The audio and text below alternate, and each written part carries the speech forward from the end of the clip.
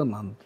Okay. ರಸ್ತೆ ಅಗಲೀಕರಣದ ಬಗ್ಗೆ ಸುಮಾರು ಕೂಗು, ಹೋರಾಟ, ಬಂದು ಎಲ್ಲ ಆಗೋಯ್ತು. ಬ್ಯಾಡಗಿ ಪಟ್ಟಣದೊಳಗೆ ಇದೊಂದು ದೊಡ್ಡ ಜಟಿಲ ಸಮಸ್ಯೆ ರೀ. ಸುಮಾರು 13 ವರ್ಷದಿಂದ ಈ ಸಮಸ್ಯೆ ನಡೆದೈತಿ.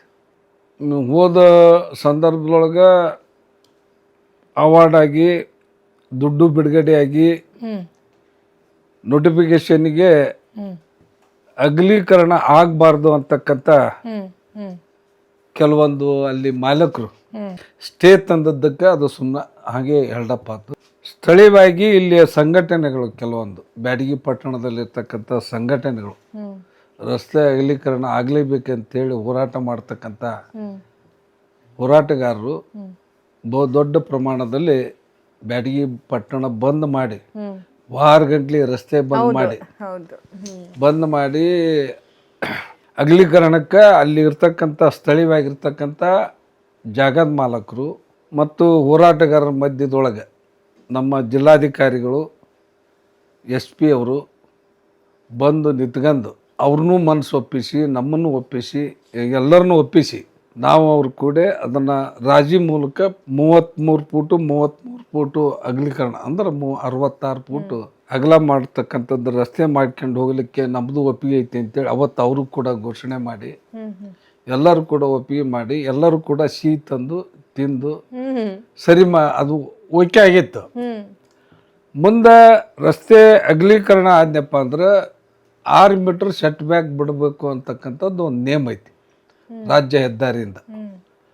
ಅದು 33 ಫೂಟ್ ಬಿಟ್ಟು ಕೊಡೋದಲ್ದನ 6 ಮೀಟರ್ ನಾವು ಸೆಟ್ ಬ್ಯಾಕ್ ಬಿಟ್ರಪ್ಪ ಅಂದ್ರೆ ನಮ್ದೇನು ಜಾಗ ಉಳಿಯೋದಿಲ್ಲ, ನಮಗೆ ಅನ್ಯಾಯ ಆಕೈತಿ ಅಂತಕ್ಕಂಥದ್ದು ಅವರು ಕೊರಗೈತಿ. ಆ ನೋವಿಗೆ ಮತ್ತು ಅವ್ರೇನೋ ಕೆಲವೊಬ್ರು ಕೋರ್ಟ್ಗೆ ಹೋಗ್ಯಾರ ಅಂತ ಕೇಳೀನಿ, ಎಲ್ಲ ಸುದ್ದಿನಿ ಕೇಳೀನಿ. ಆದರೂ ಕೂಡ ಇವತ್ತಿಗೆ ನಾನು ಅವರಲ್ಲೇ ಮನವಿ ಮಾಡ್ಕೊಂತೀನಿ. ಈಗಾಗಲೇ ನಾವು ಮತ್ತೆ ಪುನಃ ಕೋರ್ಟ್ ನಮಗೆ ಅಲ್ಲೇ ಆದೇಶ ಮಾಡಿತು, ಅವರು DC ಅವ್ರಿಗೆ ಆದೇಶ ಮಾಡಿತು ಕೋರ್ಟ್, ಹೈಕೋರ್ಟ್. ಅವ್ರ ಏನೇನು ಸಮಸ್ಯೆಗಳದಾವು, ಅವರ ಏನು ತಕರಾರು ತಂಟೆಗಳದಾವು ಅವ್ನು ಸಂಪೂರ್ಣವಾಗಿ ವಿಚಾರಣೆ ಮಾಡ್ಕೊಂಡು ನಮಗೆ ವರದಿ ಕೊಡ್ರಿ ಅಂತ ಹೇಳಿದ್ದು.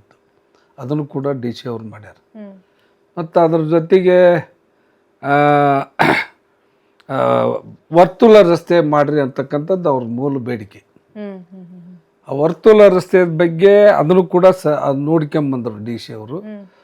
ಅದು ಮಾಡಲಿಕ್ಕೆ ಅಸಾಧ್ಯವಾದ ಕೆಲಸ, ಅದಕ್ಕೆ ದುಡ್ಡು ಕೂಡ ಭಾಳ ಬೇಕಾಕೈತಿ. ಮತ್ತು ಅಲ್ಲಿ ನಾವು ವರ್ತುಲ ರಸ್ತೆ ಮಾಡ್ಲಿಕ್ಕೆ ಹೋದಂಥ ಸಂದರ್ಭದೊಳಗೆ ಹೊಂಟಿವಿ ಅಂದ್ರೆ ಅಲ್ಲಿ ರೈತರು ಒಪ್ಪಿಗೆ ಭಾಳ ಬೇಕಾಕೈತಿ. ರೈತರು ಎಲ್ಲರೂ ಒಪ್ಪಿಗೆ ಕೊಟ್ಟರೆ ಮಾಡ್ಲಿಕ್ಕೆ ಅನುಕೂಲ, ದುಡ್ಡಿಂದ ಏನು ಸರ್ಕಾರ ನಾವು ಏನಾದ್ರು ಪ್ರಯತ್ನ ಮಾಡ್ಬೋದು. ಹಿಂಗಾಗಿ ಅದು ಅಸಾಧ್ಯದ ಕೆಲಸ ಅಂತೇಳಿ ಅದನ್ನು ಕೂಡ ಅವರು ವರದಿಯೊಳಗೆ ಕೊಟ್ಟಾರ. ಅದು ಒಂದು ಕಡೆಗೆ ಆದರೆ ಮತ್ತೆ ತಿರುಗಿ ನಾವೇನು ಅವು ಹೈಕೋರ್ಟ್ ಇದ್ರ ಪ್ರಕಾರ ಆದೇಶ ಪ್ರಕಾರ ಪುನಃ ಎಲ್ಲರೂ ಸರ್ವೆ ಮಾಡಿಸಿ ಯಾರ್ಯಾರು ಎಷ್ಟೆಷ್ಟು ಕ್ಷೇತ್ರ ಹೋಗ್ತೈತಿ ಜಾಗ ಹೋಗ್ತೈತಿ ಅದನ್ನೆಲ್ಲದು ಸರ್ವೆ ಮಾಡಿಸಿ ಅವ್ರಿಗೆ ಈಗ ನಾವು ಚೆಕ್ ಕೊಡಕ್ಕೆ ರೆಡಿ ಮಾಡಿಟ್ಟು ಫೈನಲ್ ನೋಟಿಫಿಕೇಶನ್ ಆಗೈತಿ. ಮತ್ತು ಸರ್ಕಾರದಿಂದ ಈಗ 11 ಕೋಟಿ ರೂಪಾಯಿ ಹಿಂದಲ್ ಸರ್ಕಾರ ಇದ್ದಾಗ ಬಿಡುಗಡೆ ಆಗಿತ್ತು. ತಿರುಗಿ ಈಗ ಮತ್ತೆ 16-17 ಕೋಟಿ ರೂಪಾಯಿ ಬೇಕಂದ್ರು ಅದು ಕೂಡ ನಿನ್ನೆ ಆದೇಶ ಮಾಡಿಸೀನಿ. ನಾಳೆ ನಡೆದ್ರಾಗ ಅದು ಕೂಡ ದುಡ್ಡು ಬಿಡುಗಡೆ ಆಗೈತಿ.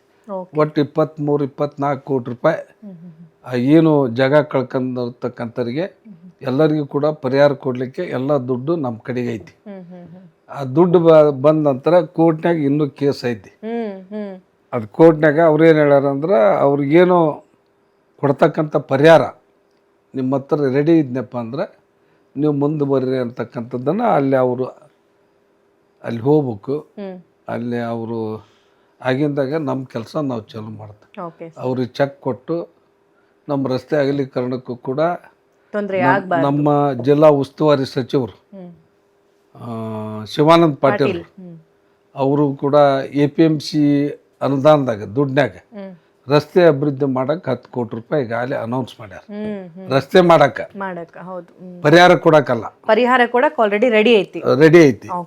ರಸ್ತೆ ಅಭಿವೃದ್ಧಿ ಮಾಡಕ್ಕೂ 10 ಕೋಟಿ ರೂಪಾಯಿ ಅನೌನ್ಸ್ ಮಾಡ್ಯಾರ. ಅದನ್ನು ಕೂಡ ಅದು ಬಿಡುಗಡೆ ಆದ ತಕ್ಷಣ ರಸ್ತೆನೂ ಚಾಲು ಮಾಡಿಸ್ತಾರೆ. ಈಗ ಒಂದು ಹಂತಕ್ಕೆ ಬಂದೈತೆ ಒಟ್ಟು ರಸ್ತೆ ಮಾಡ್ತಕ್ಕಂಥದ್ದು. ಅದನ್ನು ನಾ ಇವತ್ತಿಗೂ ಕೂಡ ಅವ್ರಿಗೆ ಪ್ರಾರ್ಥನೆ ಮಾಡ್ಕೊಂತೀನಿ, ಯಾರಿಗೂ ಕೂಡ ಅನ್ಯಾಯ ಆಗೋದಲ್ಲ. 6 ಮೀಟರ್ ಸೆಟ್ ಬ್ಯಾಕ್ ಬಿಡ್ತಕ್ಕಂಥ ಪ್ರಶ್ನೆನೂ ಬರೋದಿಲ್ಲ. ವರ್ತುಲ ರಸ್ತೆದ ಬಗ್ಗೆನೂ ಕೂಡ ವಿಶೇಷವಾದಂಥ ಕಾಳಜಿ ತಗೊಂಡು ಮುಂದೆ ಅವ್ರಿಗೆ 6 ಮೀಟರ್ ಸೆಟ್ ಬ್ಯಾಕ್ ಆಗದಂಗೆ ನೋಡ್ಕೊಳ್ತಕ್ಕಂಥ ವರ್ತುಲ ರಸ್ತೆ ಮಾಡ್ತಕ್ಕಂಥದ್ದು ಕೂಡ ನಾವು ಪ್ರಾಮಾಣಿಕ ಪ್ರಯತ್ನ ಮಾಡ್ತೀವಿ.